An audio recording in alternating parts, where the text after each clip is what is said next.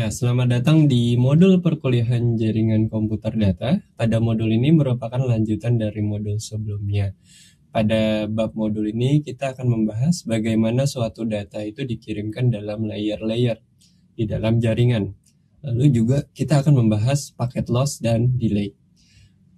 Pada modul ini lanjutannya adalah mengenai paket loss dan delay. Seperti kita sudah bahas pada modul sebelumnya bahwa ada kemungkinan bahwa paket tersebut loss dan delay muncul pada saat kita mengirimkan karena kita menggunakan paket switching, di mana paket switching tersebut resource yang kita gunakan adalah resource yang digunakan secara bersama-sama. Jadi ada kemungkinan pada saat pengiriman data yang cukup banyak dari berbagai user, maka bisa bottleneck di suatu tempat.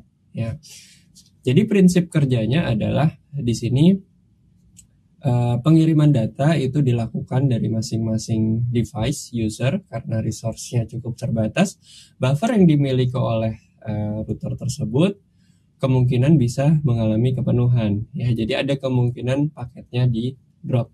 Oke, berarti kalau paket di drop, paket itu tidak akan sampai. Tetap bisa sampai karena nanti kita akan menotifikasi pengirimnya untuk melakukan pengiriman ulang. Oke. Nah, kita coba lihat di sini.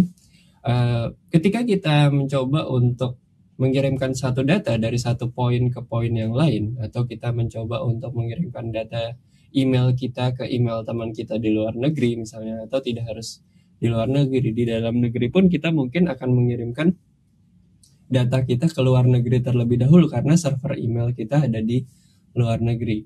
Pemrosesannya itu tidak sesimpel yang kita bayangkan ya, misalnya kecepatan internetnya adalah misalnya 1 megabit per second. Lalu besar datanya misalnya adalah 10 megabit per second. Ya, jadi kalau misalnya suatu paket ya, atau bisa dibilang suatu data dengan jumlah 10 megabit per second. Ya, jadi kalau kita lihat 10 megabit per second itu kalau dengan kecepatan 1 megabit per second bisa dilalui dalam waktu 10 detik. Ya, sebenarnya pada implementatifnya tidak sesimpel itu perhitungannya karena kita harus memperhitungkan di sini ada namanya pemrosesan waktu pemrosesan. Lalu ada juga yang namanya waktu untuk mengantri ya, mengantri di dalam routernya. Lalu ada juga waktu untuk transmisi. Ya, lalu ada juga waktu untuk propagasi. Ya, jadi waktu transmisi ini sebenarnya adalah waktu yang kita perhitungkan tadi, jumlah data dibagikan dengan bandwidth-nya. Ini adalah waktu transmisi. Padahal di sana ada waktu kita mengantri di dalam router, ada waktu data kita diproses di dalam router tersebut, dan data kita dikirimkan itu juga ada waktunya, propagasi. Ya, bayangkan misalnya data kita dikirimkan dari Jepang ke Amerika. Kita melewati ada yang namanya samudra.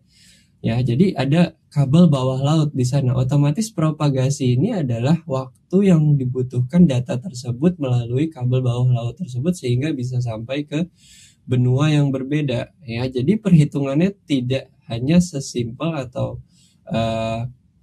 hanya memperhitungkan bandwidth dan besaran datanya, tapi di sini ada propagasi. Jadi data itu dipropagasi atau dikirimkan satu persatu, dirambatkan, mungkin bahasa Indonesia yang paling tepat, dirambatkan di dalam kabel ya. Kalau di sini pakai kabel bawah laut. Jadi perhitungannya biasanya di dalam kecepatan cahaya karena kan biasanya kabel bawah laut itu menggunakan fiber ya, serat kaca.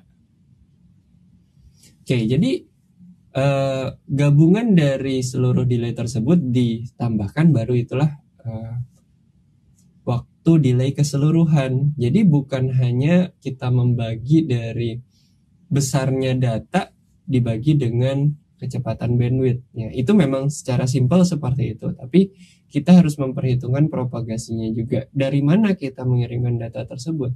Oleh karena itu mungkin ketika kita punya data di server yang lebih dekat, itu mungkin akan lebih cepat dibandingkan kita menggunakan data dari server yang lebih jauh.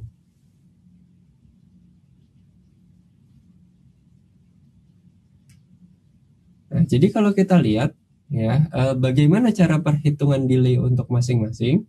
Pertama, transmission delay ini yang paling simple. Ya udah, kita punya paketnya berapa bit dibagi dengan bandwidthnya, atau bandwidthnya bit per second. Ya, tinggal dibagi saja, length of bandwidth dibagi dengan jumlah paketnya dibagi dengan paket length, atau jumlah size dari paketnya dibagi dengan bandwidthnya.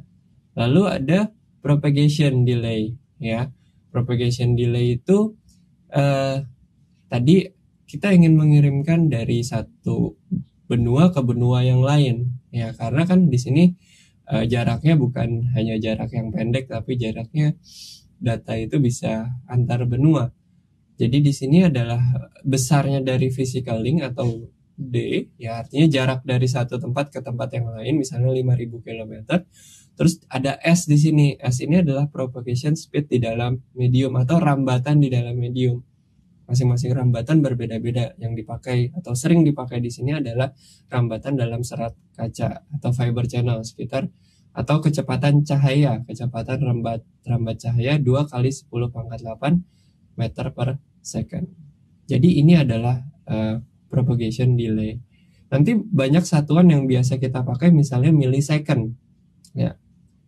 Karena kalau udah masuk ke satuan second, itu udah termasuk ke dalam propagasinya yang sangat lama, dan transmisinya juga cukup lama. Jadi masih dalam ranah millisecond. Karena ketika di dunia kita mungkin 1 detik itu cepat, tapi kalau kita di dunia jaringan 1 detik itu bisa dibilang cukup lambat ya, biasanya dalam hitungan millisecond.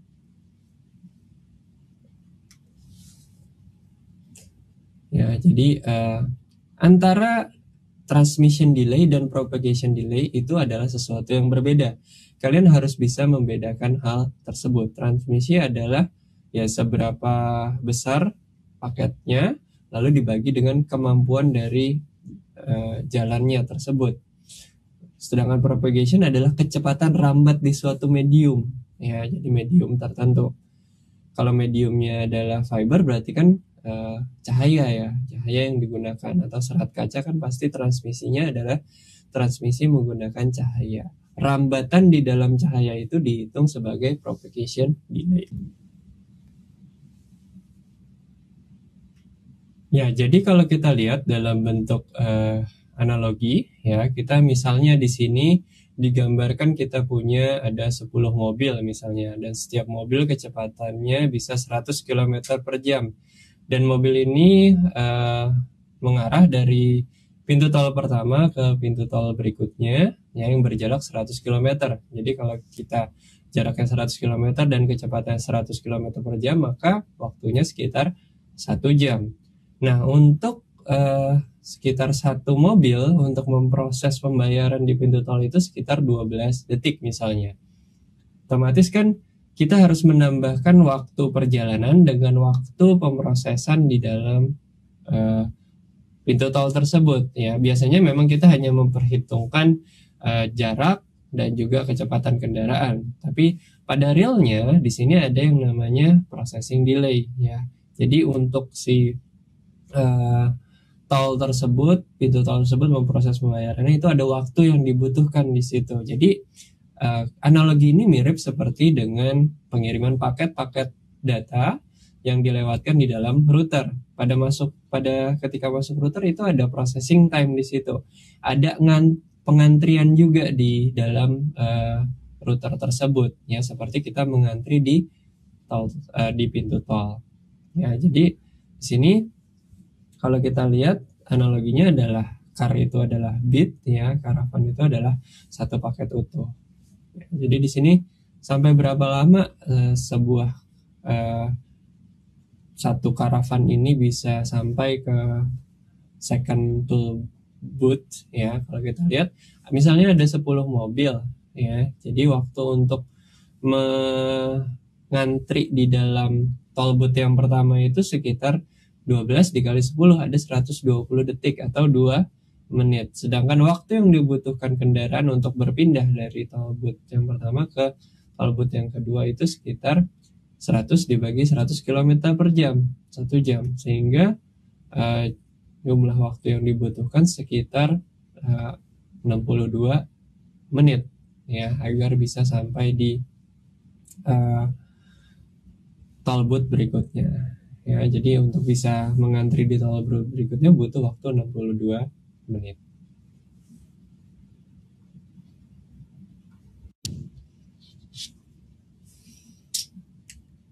Ya, jadi kalau kita lihat, misalkan asumsinya di sini waktu kecepatannya adalah 1000 km per jam, dan untuk melakukan pembayaran di tol booth tersebut kita butuh 1 menit ya. Sekarang analoginya adalah 1 menit dan 1000 km per jam. Bayangkan ketika suatu mobil dengan kecepatan 1000 km per jam, berarti dia memiliki waktu untuk dari first toll booth ke toll booth yang lain sekitar 0,1 jam ya. 0,1 jam tersebut kalau kita kalikan 60 menit ya sekitar 6 menit ya. Yang tadinya kalau 100 km per jam itu 1 jam dari sini ke sini, sekarang hanya 6 menit. Sedangkan sekarang untuk memproses di booth tol ini itu 1 menit ya. Jadi ketika yang pertama itu udah sampai di sini, kan ini untuk 1 menit, 1 menit.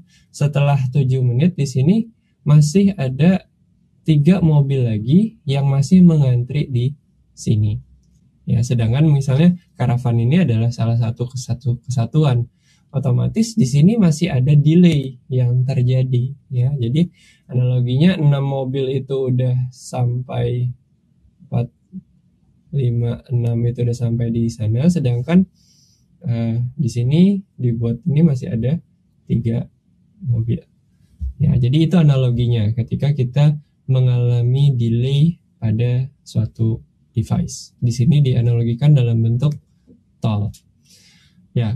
Kita juga melihat di sini ketika kita mengantrikan data kita di dalam satu router ataupun suatu device ya, di situ ada link bandwidth-nya dan juga paket length-nya ya. Jadi di sini bisa dibilang bahwa kita akan memakai ukuran yang namanya average packet arrival rate atau A di sini. Ya, kita masih memakai L dan R, di mana L dan R itu L adalah paket length-nya dan R adalah link bandwidth-nya. Sedangkan ada variabel lainnya yang namanya adalah A, di mana A tersebut adalah average packet arrival rate. Ya, jadi arrival rate-nya itu berapa? Jika arrival rate-nya di sini L dikali A dibagi R itu mendekati 0, ya. Di sini dikategorikan bahwa delay-nya itu cukup kecil. Kalau perhitungan ini L dikali A, average packet arrival rate-nya itu mendekati 1, ya, maka cukup besar. Ya, di sini kalau lebih dari 1 itu bisa dibilang ada masalah yang mungkin terjadi. Jadi mungkin ada terlalu banyak user atau yang hardware-nya kurang bisa mendukung untuk kebutuhan tersebut. Nah, di sini kalau kita lihat real internet delays dan route, ya, kita bisa menggunakan program yang namanya trace route yang memprovide kita pengukuran dari awal kita mengirimkan data tersebut sampai ke tujuan, ya. Jadi di sini digambarkan ini adalah kita misalnya, dan ini adalah teman kita misalnya. Ya, misalnya kita ada di Indonesia, teman kita nanti ada di misalnya di Norway, ya. Dan paket-paket ini akan melalui router-router. Dia akan berjalan merambat dari satu router ke router yang lain. Mungkin nanti akan hitungannya dalam millisecond, ya, mungkin puluhan atau ratusan millisecond. Tapi paket-paket tersebut akan masuk ke dalam router satu persatu, sehingga nanti di masing-masing router tersebut ada muncul processing delay, ada muncul transmission delay, ada muncul queuing delay, tergantung dari kondisi dari routernya masing-masing. Dan biasanya router itu tidak hanya satu jalur saja, tapi nanti ada jalur-jalur router lainnya yang menjadi alternatif. Jika satu router mati, nanti dia masih punya jalur-jalur alternatif user sebagai redundancy. Ya. Itu biasa yang dilakukan oleh router-router di dunia agar masing-masing memiliki redundancy. Jadi misalnya satu down di sini masih bisa menggunakan router yang lain. Program ini bisa kalian coba di komputer kalian menggunakan traceroute. Jadi kalau kita lihat di sini, ya, di sini dia merambat dari satu tempat ke tempat yang lain. Hasil output dari traceroute tersebut, ya, di sini dia mencoba untuk ke suatu web dari satu web ke web yang lain, ya. Di sini hoppingnya itu routernya macam-macam, mulai dari CS karena dia di lingkungan kampus misalnya, terus ada gateway-nya mulai dari sini, terus mulai ke router-router luar negeri, terus ada yang millisecond-nya mungkin cukup besar di sini, ya. Ya, ini bisa dibilang sebagai transoceanic link, ya, yang mungkin dia melewati benua. Ya, karena millisecond yang lain kan 02, 13, 18, 12, ya. Di sini sampai ke 106 millisecond.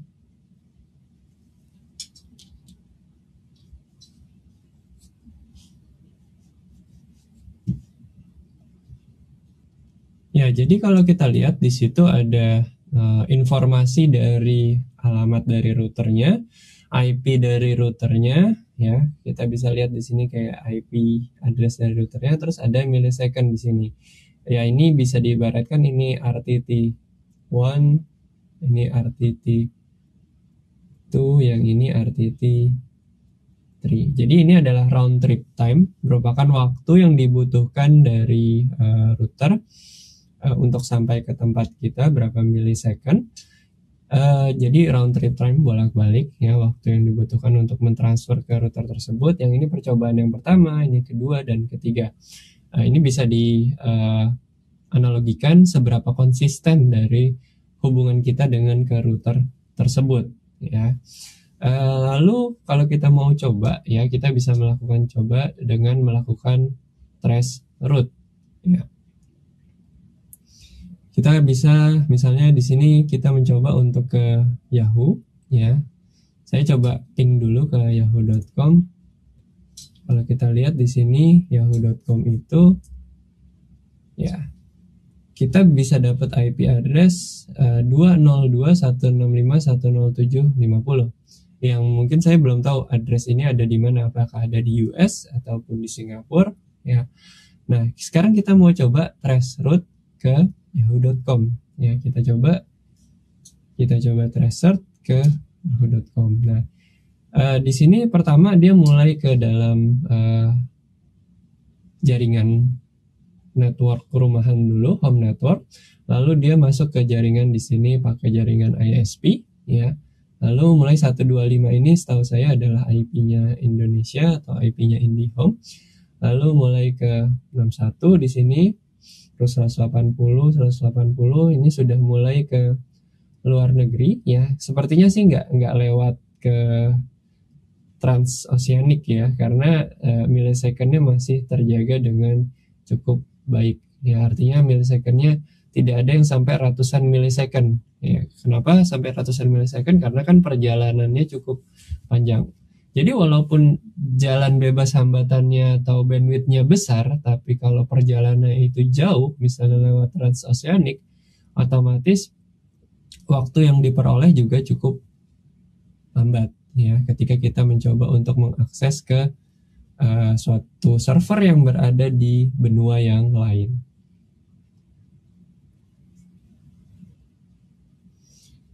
Ya, Anda bisa mencoba ke dalam website yang lain, ya. Kalian bisa coba untuk beberapa website misalnya yang di Eropa, yang di Jepang, ya, di beberapa belahan dunia yang lain untuk melihat millisecond yang mungkin berbeda, karena kan routernya juga akan hopping ke router-router yang berbeda ya. Tapi entry point-nya pasti melalui home network kalian, lalu mulai lanjut ke router ISP, lalu router ISP ke regional ISP, dan ke destination-nya. Oke, nah kita coba lanjut kembali ya. Di sini packet loss itu mungkin terjadi ketika buffernya itu memiliki data yang lebih dari kemampuannya ya. Jadi karena buffer di sana memiliki kapasitas yang terbatas ya. Dan di sini ketika antriannya cukup panjang, maka karena sudah tidak bisa masuk ke dalam antrian, maka paket tersebut di drop ya. Tapi jangan khawatir bahwa paket yang di drop itu belum tentu akan diignore, tapi akan dikirimkan kembali oleh pengirimnya. Paket drop itu mungkin jarang terjadi ketika di dalam jaringan yang berupa physical kabel ya. Tapi akan sering sekali terjadi ketika kita menggunakan jaringan wireless ya. Di jaringan kabel tetap ada paket drop ketika memang terlalu sibuk ya jaringannya, tapi ketika menggunakan wireless itu akan jauh lebih banyak interferensinya, karena mulai dari dinding, mulai dari halangan, kelembaban itu juga cukup berpengaruh terhadap transmisi paketnya. Jadi ketika kita melewati jaringan wireless itu gangguan yang dihadapi itu cukup banyak.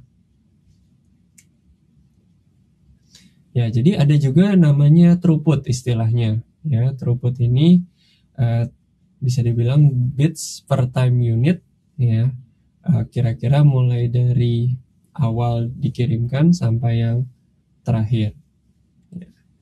Jadi kita punya file berapa bit yang akan disend ke klien dengan kapasitas bandwidth yang kita miliki. Jadi masing-masing kapasitasnya bandwidthnya berbeda-beda. Misalnya dari kita ke router ISP kita itu bandwidthnya berapa. Nah, antara router yang satu dengan router yang lain atau dari router tersebut ke host yang lain itu memiliki bandwidth yang berbeda juga.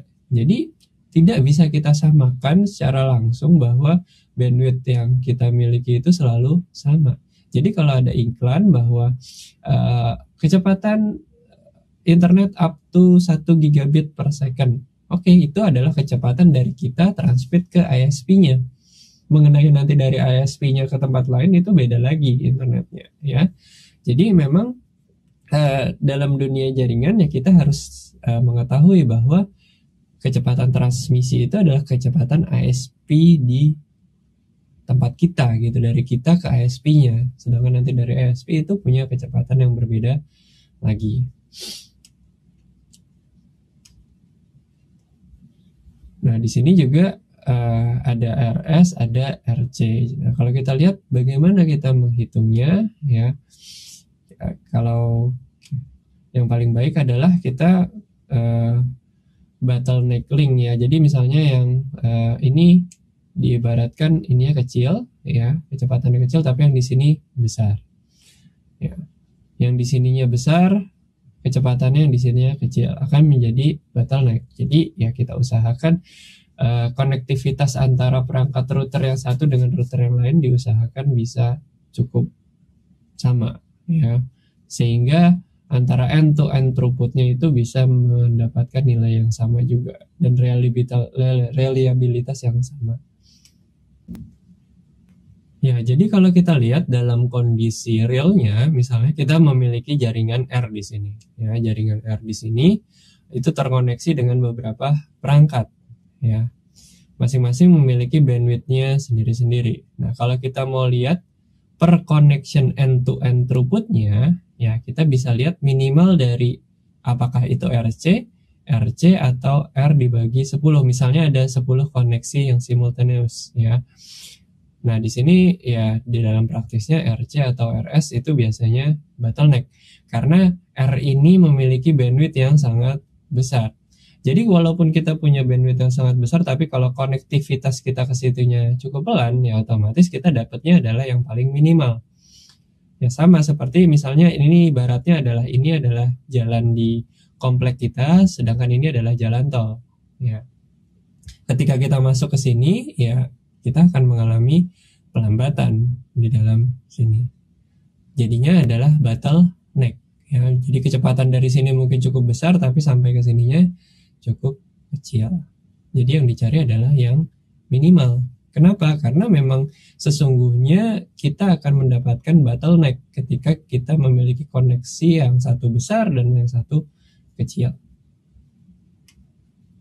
Oke, di bab ini kita sudah menggunakan beberapa atau bisa dibilang memahami beberapa terminologi-terminologi yang berhubungan dengan jaringan komputer. Di sini ada delay processing, ada queuing delay, ada delay transmission, ada propagation delay. Dan juga kita sudah membahas bagaimana internet itu dikirimkan dalam layer-layer yang sudah memiliki enkapsulasinya masing-masing.